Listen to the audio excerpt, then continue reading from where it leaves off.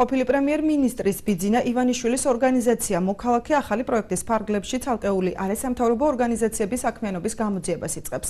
მომზადდება დოკუმენტური ფილმები, რომლებიც მესამე სექტორის საქმიანობას შეეხება. გუშინ გადაცემა იმედის კვირაში რეჟისორმა გოგა ხაინდრავამ განაცხადა, რომ უცხოური ორგანიზაციების მიერ საქართველოსათვის გამოყოფილი გრანტები სოციალური პროექტების განხორციელებას უნდა მოხმარებოდა, თუმცა თანხა არჩევნების გაყალბებასა და პროპაგანდაში დაიხარჯა.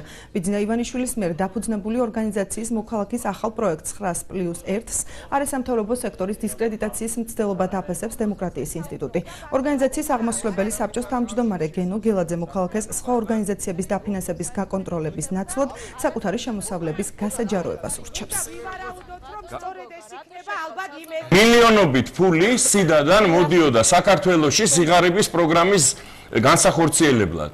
ეს ფული მიდიოდა NDI-ში, ცნობილი NDI და ევრაზიის ფონდში. აღმოჩნდა, რომ სიღარიბის დაძლევის მაგივრად, პროგრამის მაგივრად, ეს ფული მიდიოდა სხვადასხვა კვლევების გასაკეთებლად. ეს კვლევები პირდაპირ პოლიტიკური ხასიათის კვლევები იყო.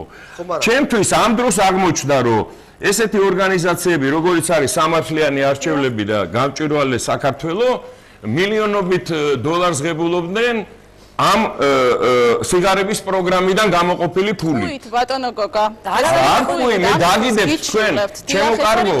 ერთ-ერთი მიზანი უბრალოდ არის ის, რომ მოხდეს დისკრედიტაცია სამოქალაქო სექტორში. სანამ სხვა ორგანიზაციების დაფინანსების შემოწმების ინიციატივა გაუჩნდება ვინმეს, იქნებ ჯერ საკუთარი შემოსავლები გავასაჯაროთ, არა? ვერც ერთი კერძო სუბიექტი, ვერც ერთი ორგანიზაციას ვერ შეამოწევს. ეს არის შეუძლებელი ქართული კანონმდებლობით. საქართველოში არის მაკონტროლებელი ინსტიტუტები, რომელთაც აქვს შემოწმების უფლება. ნებისმიერ არასამთავრობო ორგანიზაცია შეამოწმებს ან მისი დონორი ორგანიზაცია, ან საქართველოს კანონმდებლობით განსაზღვრული სახელმწიფო უწყება.